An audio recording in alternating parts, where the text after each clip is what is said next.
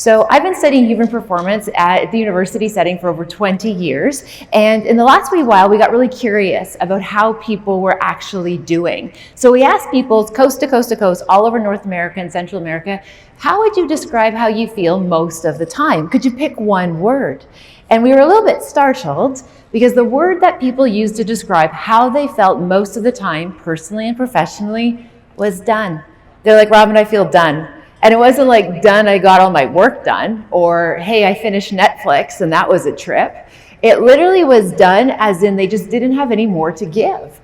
So we got really curious about, okay, well, what is it that people need right now? What can we do to help carry the load for persons? And what was interesting, when we kind of dug deep and figured out what is it that people need, the number one response that people said, I would be able to do life better if I had this one thing, it was energy. Okay, so how do we help people feel engaged and enrolled if they're feeling tired and depleted? So I was really curious because something that we know to be true is that, like, if you want energy, you have to like move and you have to work out. But if you're too tired, it's like hard to do that. So was there any other way that we could activate human kinetic energy? And what we came upon is a concept in psychology that's called empathetic attunement. And what we've learned is if you can show up for someone in the right way, it actually generates human energy. And I'll give you an example of this in the wild. So starting with the question, do we want comfort or do we want solutions? Now, I have 3 teenagers, and last school year, I was chatting with my boys. They were, at the time, they were 19, and I was chatting with my son, who at the time was 15, and we were just having a little team huddle. We were having a little chit-chat, and then all of a sudden, their sister came home from school who's 17. Has anyone ever seen a 17-year-old girl in a mood? Do you all know what I'm talking about? So I turned to my boys to suggest, make sure to give your sister some space, but the boys were already gone. They fled. And now I'm standing there with this daughter who's super keyed up. And I said to her, Ava, whatever you're going through, do you want comfort or solutions in this moment? And she said, Mama, I want you to sit down with me right now, and I need you to hate math as much as I do. And I'm like, sister, I got you. So we commiserated about everything that was wrong with the grade 11 math curriculum in Ontario, which is where I get to call home. And once I noticed she started to re-regulate, I asked Ava, what happened today at school that got you so keyed up? And she says, Mama, I was in English class, like literature class, and the teacher said, Ava, what's the last book that you read that made you cry? And Ava said, calculus, actually. And she felt, though, embarrassed. And what's interesting is if I would have shown up for that conversation when she said, hey, I need you to hate math, and I said, no, math is important. We're going to get you a tutor. We're just going to work harder. We're just going to kind of, really pull up this practice. The reality is she wouldn't have felt seen. She wouldn't have felt heard. She would have felt alone.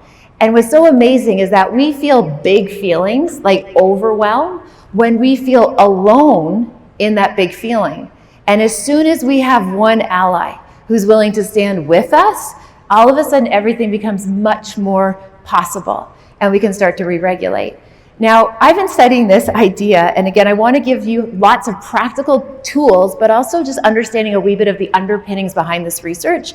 So when I started this research, I asked this research question to get me started. Why is it that some people give up when life is hard, yet other people find a way to get up? I wanted to know the psychology of the underdog. And what was really interesting at the time in the literature, people were talking about this thing called grit, toughness, hardiness, and they said human resiliency is a person's ability to be strong. So I got to go out into the field and work with people all over the world, all through North America, Central America, even through the Middle East. And I would meet some of the most resilient persons you've ever seen in your life. And I would talk to them about their toughness, their grit.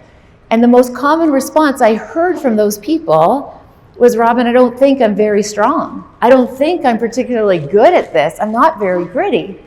So then I asked the question, well, how are you able to be resilient if it isn't this inner strength? And what they told me was something so significant.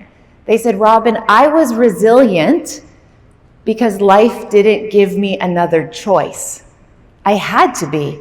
I had family counting on me. I had a community counting on me. I just found a way to persist and persevere. So then I got curious as a scientist, well, whoever said resiliency had to do with toughness or grit? So I went back into the literature, and at the time in the 80s and the 90s, the most predominant group that they used as a control group to study human resiliency was one particular group, and that group were Navy SEALs.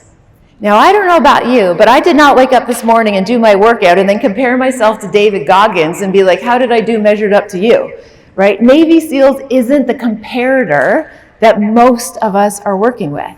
What we were able to then uncover is that there was a component of human ability that was different that we actually coined everyday resiliency. Because we weren't talking about like, how do you get through Hell Week? We wanted to know, how do you show up for your teams, your clients, your groups, when maybe you have a sick child at home, or maybe you're worried about an elderly relative, or perhaps you're waiting for a phone call for a diagnosis. Yet you still have to show up and perform, but your heart is in different places.